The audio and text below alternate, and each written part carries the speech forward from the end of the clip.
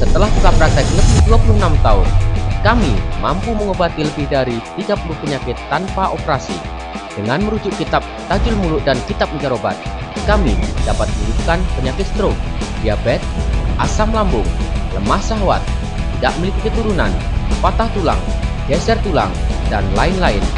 Dengan menggunakan ramuan herbal tanpa efek samping dan ditangani oleh terapis yang ahli di bidangnya, kami wujudkan impian Anda untuk bebas dari berbagai macam penyakit. 2 minggu yang lalu saya mengalami kecelakaan jatuh dari ketinggian 10 meter. Tulang punggung saya bergeser.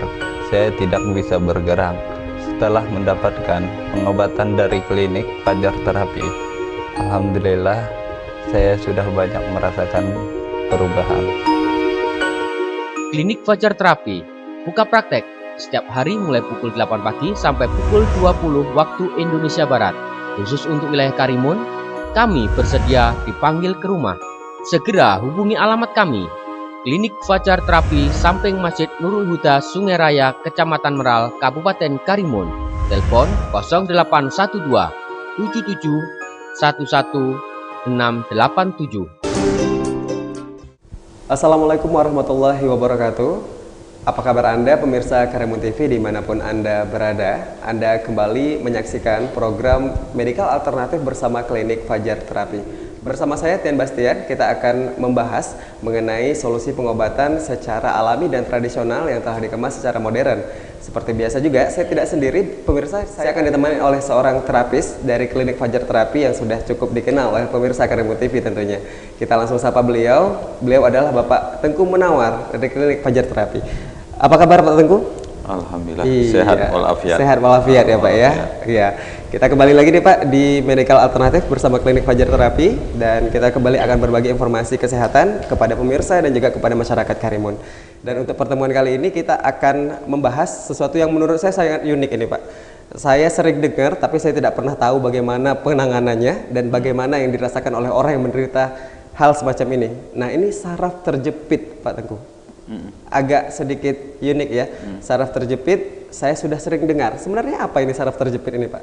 Saraf terjepit biasanya ada pergeseran, pergeseran antara tulang dengan tulang sehingga saraf itu akan terjepit karena tulangnya geser sehingga ada saraf di situ kejepit. Ya, penyebabnya? Penyebabnya bisa saja itu pengaruh jatuh atau terjadi kecelakaan Ya. atau kepleset.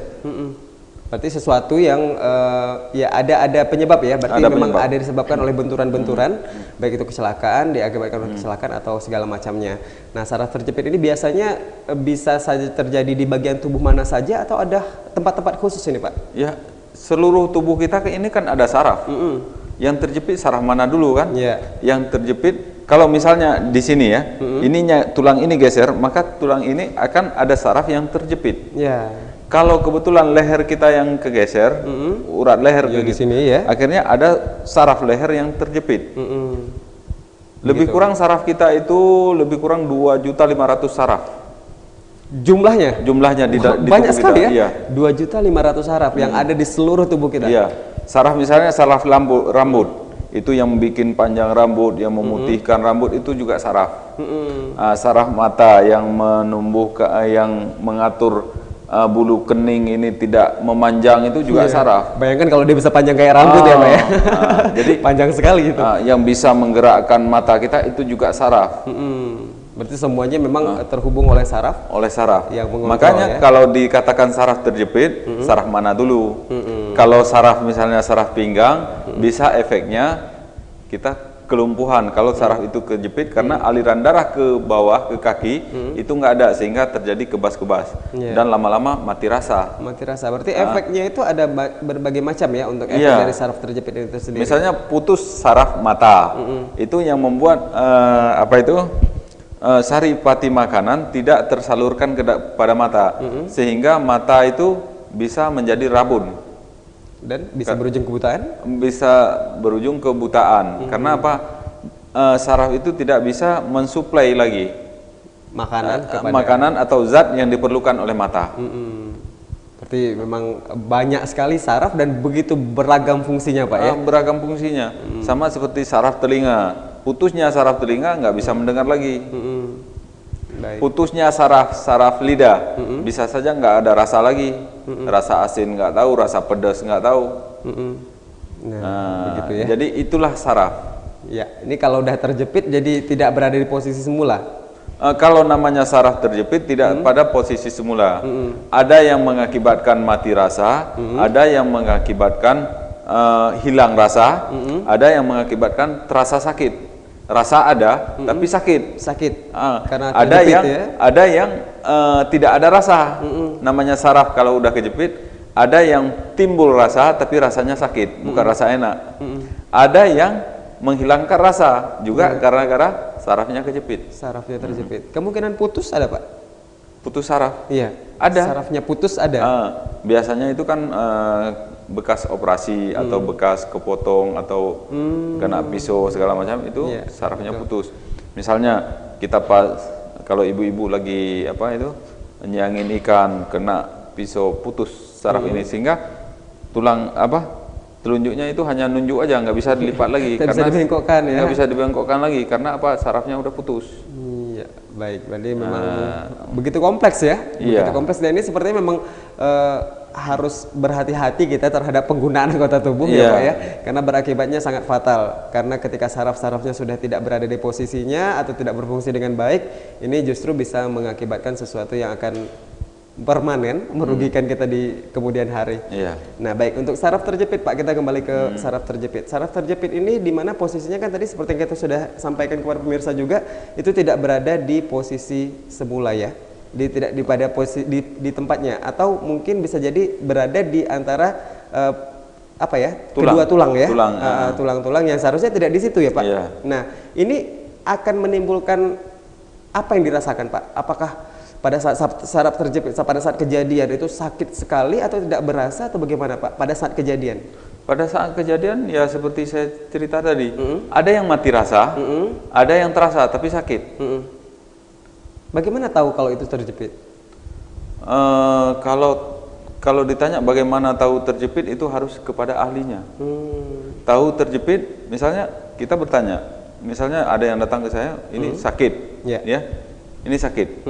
Sakitnya penyebabnya apa? Dulu pernah jatuh. Nah, baru kita lihat, kita pegang. Ini kayaknya uratnya tidak beres.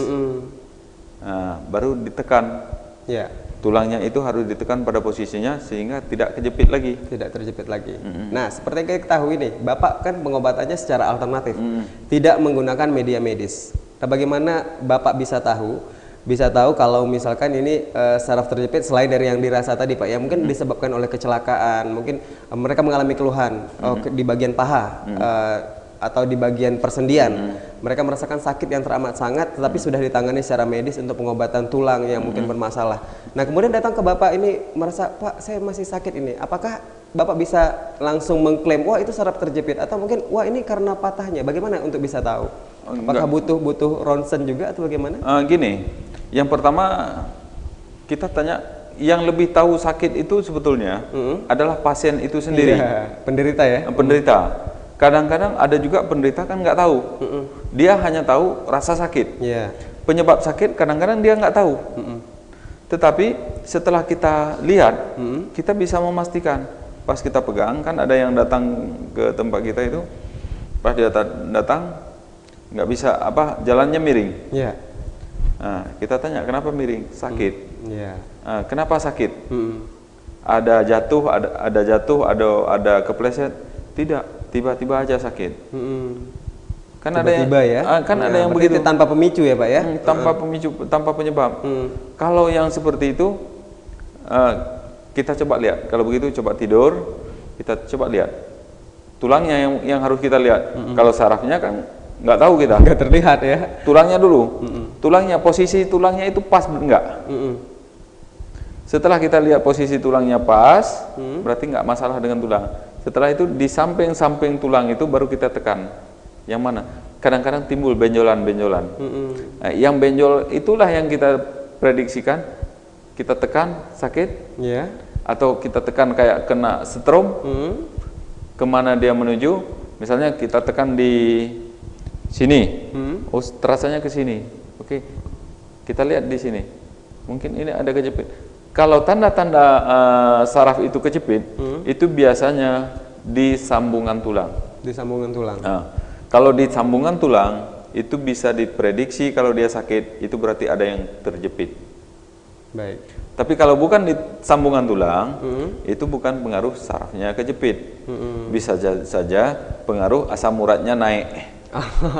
Asam urat ya, berarti lain lagi penanganannya ya Pak ya? Gitu. Baik, berarti memang tetap dirasakan terlebih dahulu kira-kira yang mana sakitnya, karena memang yang paling tahu itu adalah pasiennya Pak ya.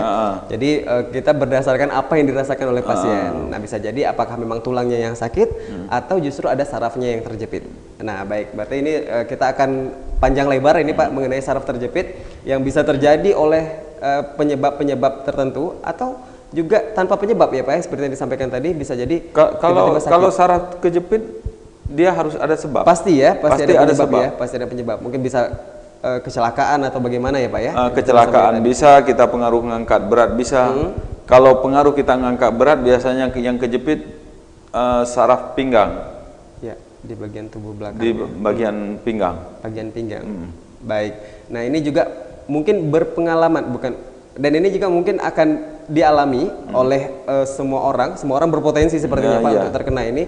Makanya menurut saya ini sangat penting sekali untuk disaksikan oleh pemirsa Karimun TV. Nah, untuk itu tetaplah bersama kami pemirsa.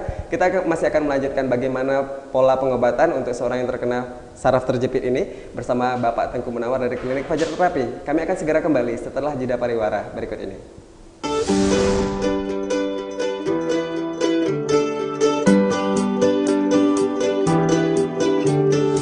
Pernahkah Anda atau anggota keluarga Anda mengalami seperti ini? Berapa minggu lalu saya tiba-tiba tumbang. Saya tidak tahu apa yang terjadi saat itu. Oleh keluarga saya, dibawa saya ke dokter dan saya dinyatakan terkena stroke. Saat itu dokter mengatakan bahwa suami saya terserang stroke. Nyaris tidak banyak yang bisa lakukan. Saya hanya pasrah dan akan berusaha untuk kesembuhan suami saya. Analisa dan cobalah berpikir positif bahwa tidak ada penyakit yang tidak bisa disembuhkan selama kita mau berusaha dan berdoa kepada Yang Kuasa. Akhirnya ada kabar bahwa klinik Fajar Terapi bisa mengobati penyakit stroke yang diderita suami saya. Saya bersama anak-anak mencoba berobat ke klinik Fajar Terapi. Awalnya saya tidak bisa apa-apa. Bahkan untuk turun dari mobil saat itu, berobat ke klinik Fajar Terapi saya harus dibopong oleh anak-anak saya. Tapi syukur alhamdulillah setelah saya diobati oleh tenaga ahli tidak lebih dari 2 minggu, saya bisa lebih baik dan lebih baik seperti inilah. Ditangani oleh terapis berpengalaman, Klinik Fajar Terapi melakukan pengobatan dengan merujuk kitab Tajul Muluk dan Mujarrobat. Dengan izin Tuhan Yang Maha Kuasa, Klinik Fajar Terapi bisa membantu Anda menyembuhkan berbagai macam penyakit. Apapun penyakitnya, selama mau berusaha, pasti ada jalan. Dan penyakit stroke saya bisa diobatin oleh Klinik Fajar Terapi. Alhamdulillah, suami saya hampir sembuh.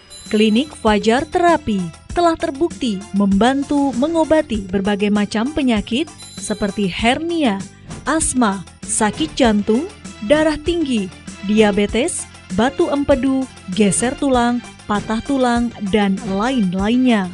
Saat itu saya mengalami kecelakaan, tulang kaki saya patah dan tempurung lutut saya bergeser. Sakitnya luar biasa dan saya belum pernah mengalami sakit yang sedemikian rupa. Secara medis saya harus dioperasi dan saya tidak siap untuk itu. Jangan berputus asa.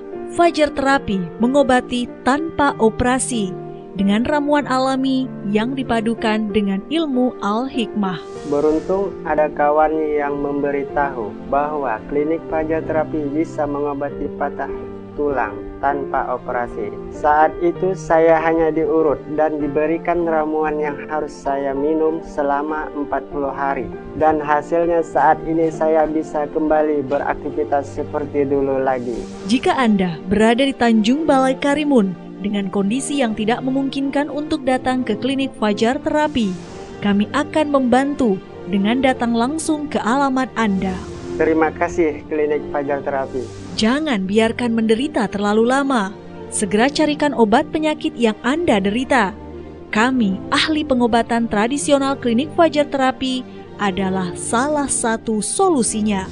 Kami klinik Fajar Terapi merupakan ahli pengobatan tradisional dengan merujuk kitab Mujarabat dan Tajul Muluk yang telah dikenal ribuan tahun yang lalu.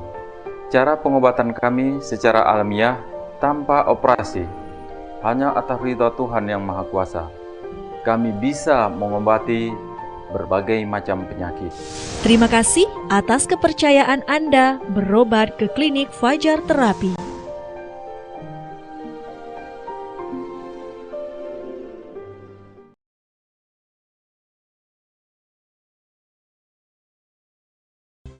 Pemirsa, terima kasih Anda masih bersama kami di program Medikal Alternatif bersama Klinik Fajar Terapi. Kita masih dengan tema kita pada kesempatan kali ini yaitu saraf terjepit, dan kita masih berdialog bersama narasumber kita Bapak Tengku Munawar dari Klinik Fajar Terapi. Kita akan lanjutkan pembahasan kita ataupun perbincangan kita bersama beliau.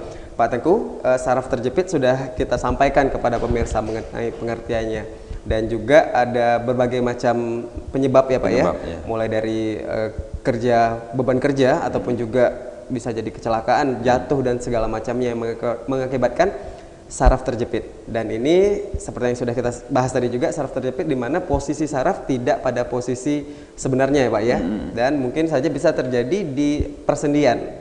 Nah baik Pak Tengku, saya sudah mempunyai beberapa contoh nih Pak mengenai hasil ronsenan seseorang yang terkena saraf terjepit. Mungkin bisa berbagi kita bersama pemirsa ini Pak. Nah, ini gambar yang pertama nih Pak Tengku.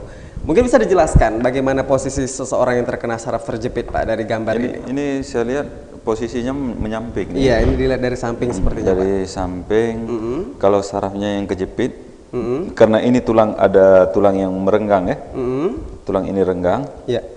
Berarti saraf yang di sini yang kejepit. Ya. Nah, kalau saraf di sini kejepit, biasanya ini dalam jangka waktu 3 bulan ini akan terasa kebas ke kaki. 3 bulan ya? 3 bulan. Kalau dibiarkan ya Pak? Kalau dibiarkan, dan 6 bulan bisa berakibatkan kelumpuhan. Kelumpuhan. Baik, kita coba lihat ke gambar selanjutnya Pak, karena ini tadi dilihat dari posisi samping.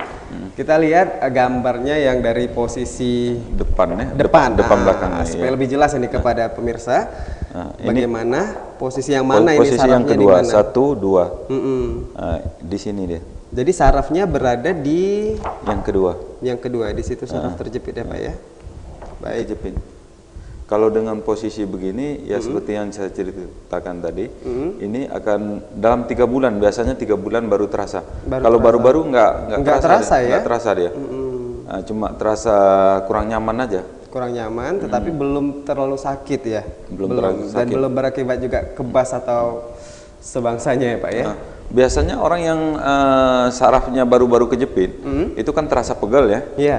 Di saat terasa pegal, kalau ibu-ibu kan suka anak-anaknya disuruh naik ke atas, tolong injak-injak anak kan gitu. Iya, itu yang mengakibatkan fatal itu. Langsung kalau tadinya hanya bergeser kira-kira 5 mili, bisa saja 10 mili. Akhirnya makin merenggang. Makin merenggang posisinya dan juga semakin tidak tepat ya Pak ya. Mungkin akan lebih parah jadinya. Lebih parah jadinya. Baik, nah ini untuk contohnya udah kita saksikan Pak ya, bagaimana posisi saraf terjepit. Sekarang mengenai penanganannya, biasanya untuk seorang pasien yang terkena saraf terjepit ini Bapak bagaimana penanganannya di Klinik Fajar Terapi? Kalau di kita itu ya kita betulkan tulangnya itu. Dibetulkan. Dibetulkan. Sarafnya dibetulkan ya? Enggak, tulangnya. Posisi tulangnya dibetulkan. Posisi tulang. Karena sarafnya kejepit, kan ada tulang yang bergeser. Iya. Karena tulang bergeser, ada satu renggang, satu menyempit. Kalau sarafnya, misalnya saraf di sini, di saat begini kan menyempit karena tulangnya, sehingga dia kejepit. nggak mungkin saraf dengan saraf kejepit, enggak.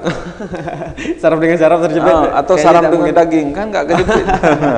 Betul-betul saraf dengan tulang ya, Pak. Saraf dengan tulang. Jadi dibenerin posisi tulangnya. Tulangnya dibetulkan, sehingga sarafnya nggak kejepit lagi. Wah, berarti begitu tulangnya sudah pas pada posisinya, dikembalikan kepada posisinya. sarafnya juga akan ikut kembali. Ikut kembali. Nah, kalau untuk pengobatannya bagaimana, Pak? Apa yang dipergunakan? Sepertinya ada beberapa ramuan ini di meja. Gini, di saat karena sarafnya itu kejepit tadi, kan ada bersalahan di tulang. Iya. Nah, sehingga ini semua media ini kita pakai nanti. Yang pertama, kalau saraf kejepit itu sudah sampai 3 bulan seperti yang saya cerita tadi, berarti di situ kan udah ada pembekuan ya. Iya, betul. Udah beku, apalagi dia mengkonsumsi pisang. Pantangan-pantangannya ya. Pantangan yang saya beritahu yang di pertemuan yang kemarin-kemarin, makan pisang, makan semangka, tambah lagi dengan es. Itu beku. Kalau itu sudah beku, ya terpaksalah kita memakai param. Pakai param, setelah kita param, kan panas. Param namanya param panas. Di saat sudah panas, keesokan harinya baru kita betulkan. Supaya mudah masuk, kalau ada lendir-lendir, sudah hancur. Baik. Berarti kita menggunakan berbagai macam media yang ada di depan ini, Pak ya. Tetap diparam, kemudian konsumsi obat tetap. Konsumsi obat ini belum mengarah kepada konsumsi obat. Belum, masih penanganan untuk posisi tulang. Posisi tulang. Jadi kita kalau saraf kejepit itu kita tetap berusaha tidak memberi obat dulu. Baik. Karena kalau kita memberi obat, itu posisinya belum pas, dia udah cepat sembuh. Oh, begitu. Sembuh dalam arti kata bukan sembuh nggak sakit, tapi sembuh penyembuhan yang luka tadi, luka bekas geseran itu udah menyatu. Sudah menyatu. Sehingga belum sempurna berarti ya, Pak, untuk posisi tulangnya sendiri. Makanya kalau belum pas, kita tidak kasih obat-obatan dulu. Ya. Kalau kita kasih obat-obatan, bekas luka itu kan sembuh. Iya. Seolah-olah dia udah nggak merasa sakit lagi, berarti udah sembuh. Padahal posisinya belum pas. Jadi kita tidak kasih obat, tidak ada penahan sakit, penghilang rasa sakit, sehingga dia masih terasa sakit. Walaupun lama sembuh, tapi kalau sembuh betul-betul sembuh. Iya, artinya posisi tulang sudah pas, kemudian baru dipulihkan daging-daging yang luka tadi, Pak iya. ya. Jadi yang pertama kita param, setelah param kita betulkan. Udah betulkan, dia merasa udah nyaman jalan. Setelah itu kita periksa lagi, ada terasa sakit di mana. Kalau masih ada terasa sakit, masih ada terasa seperti kebas, itu baru kita melihat ada yang kejepit tidak.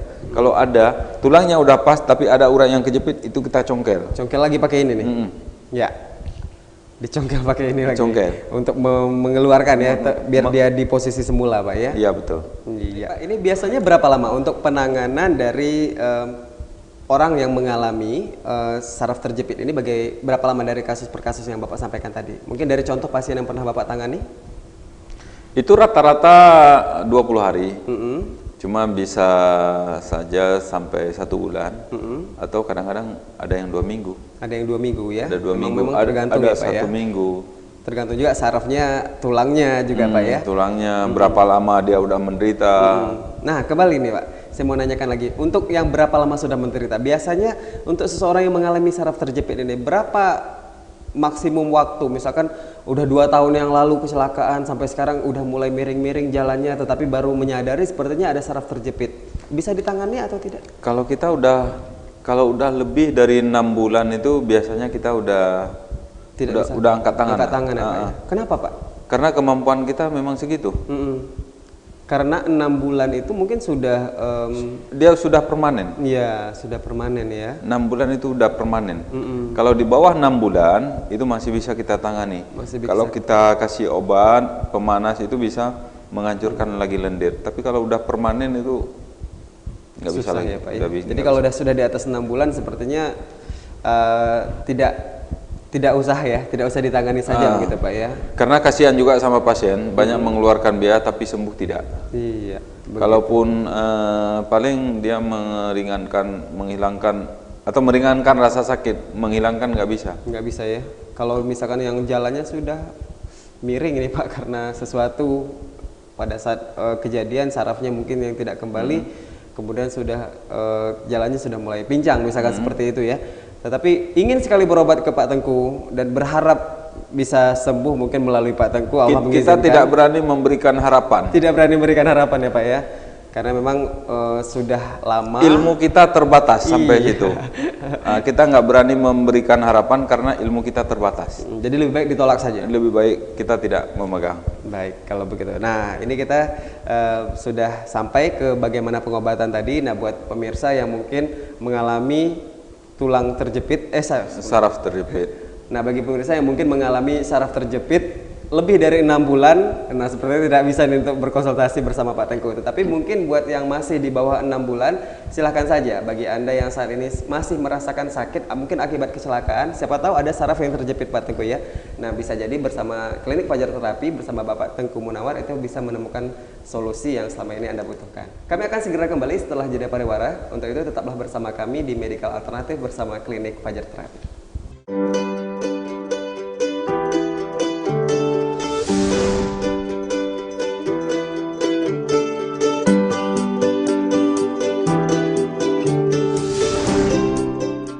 Pernahkah Anda atau anggota keluarga Anda mengalami seperti ini? Klinik Fajar Terapi dengan merujuk kitab Mujarobat dan Tajul Muluk dapat mengobati berbagai macam penyakit seperti stroke, patah tulang, geser tulang, lemah syahwat, dan lainnya secara alamiah dan tanpa operasi. 3 bulan yang lalu saya sakit stroke berat. Setelah saya berobat ke klinik Fajar Terapi, alhamdulillah saya sembuh total. Kami membuka praktek di samping Masjid Nurul Huda Sungai Raya, Kecamatan Meral, Karimun. Hubungi kami di nomor telepon 0812 7711 687 atau 0853 74 66 0767. Pemirsa, terima kasih Anda masih bersama kami di program Medical Alternatif bersama Klinik Fajar Terapi dengan tema pembahasan kita mengenai saraf terjepit. Kita sudah berbagi banyak informasi bersama Anda, pemirsa, mengenai penyebab dari saraf terjepit ini. Kita kembali bersama narasumber kita, Bapak Tengku Munawar dari Klinik Fajar Terapi. Pak Tengku, sudah banyak hal yang kita sampaikan tadi bersama pemirsa mengenai saraf terjepit dan juga pengobatannya, serta saya sudah menunjukkan juga nih contoh dari posisi saraf yang terjepit, Pak Tengku. Nah, untuk yang bisa disampaikan kepada pemirsa ini mengenai bagaimana cara mengatasi untuk saraf terjepit yang mungkin tidak dirasakan oleh pemirsa, tapi bagaimana untuk bisa cepat mengatasi dari saraf terjepit ini, Pak? Yang pertama, pemirsa itu harus tahu bahwa posisi tulangnya kalau tidak pas, berarti ada saraf yang kejepit. Biasanya baru diketahui bahwa saraf itu kejepit itu 1 minggu setelah kecelakaan.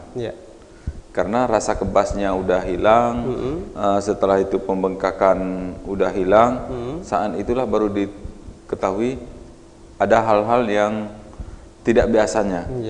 Misalnya kesemutan atau organ tubuhnya tidak bisa bergerak, itu adalah salah satu penyebab karena ada saraf yang terjepit. Jadi harus cepat menyadari nih, kalau ada sesuatu yang berbeda, nah mungkin bisa jadi itu dikarenakan oleh saraf terjepit, betul ya Pak ya. Jadi jangan dibiarkan, tapi cepat dicari solusinya dan ditangani oleh orang yang pas. Nah, jangan tunggu sampai lebih dari 6 bulan. Jangan tunggu sampai lebih dari 6 bulan, karena nanti sudah angkat tangan nih Pak. Kita angkat tangan. Kemampuan kita terbatas. Iya.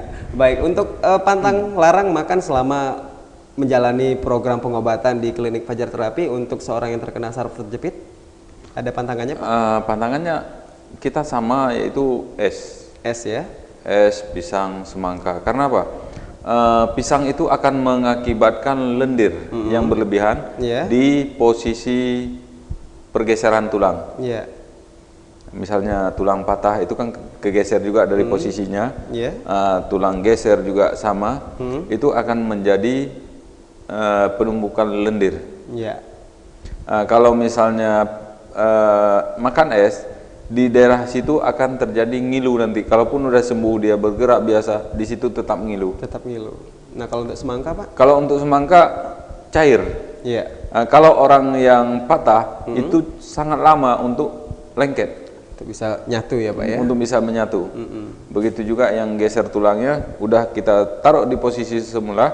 Seharusnya di posisi semula itu dalam jangka waktu yang cepat udah bisa lengket kembali, tapi ini nggak bisa cepat lengket. Kira-kira begitu. Baik. Berarti pantang larang makanan dan juga kemauan ataupun keinginan dari pasiennya untuk cepat sembuh juga merupakan salah satu faktor untuk bisa kembali ke sedia kala dalam proses pengobatan yang dilakukan di klinik Fajar Terapi. Pak Tengku, terima kasih sudah berbagi bersama saya dan juga pemirsa ini di program Medikal Alternatif bersama klinik Fajar Terapi. Untuk pertemuan kali ini kita akan berjumpa juga kembali nih Pak di pertemuan selanjutnya. Sekali lagi terima kasih Pak Tengku. Ya, sama-sama. Baik pemirsa, demikian program Medikal Alternatif bersama klinik Fajar Terapi untuk pertemuan kali ini. Tentunya kami masih akan menghadirkan program ini dengan pembahasan-pembahasan yang lebih lengkap ya dan berbeda daripada sebelumnya. Dan juga Anda jangan lupa untuk menyaksikan tayangan program Medikal Alternatif bersama klinik Fajar Terapi setiap hari Kamis pukul 20:30 waktu Indonesia Barat. Dan juga Anda bisa menyaksikan untuk tayangan ulang dari program ini di jam-jam tertentu hanya di Karimun TV. Saya Tian Bastian mengucapkan terima kasih untuk kebersamaan Anda. Saya pamit dari hadapan Anda. Assalamualaikum warahmatullahi wabarakatuh dan sampai jumpa.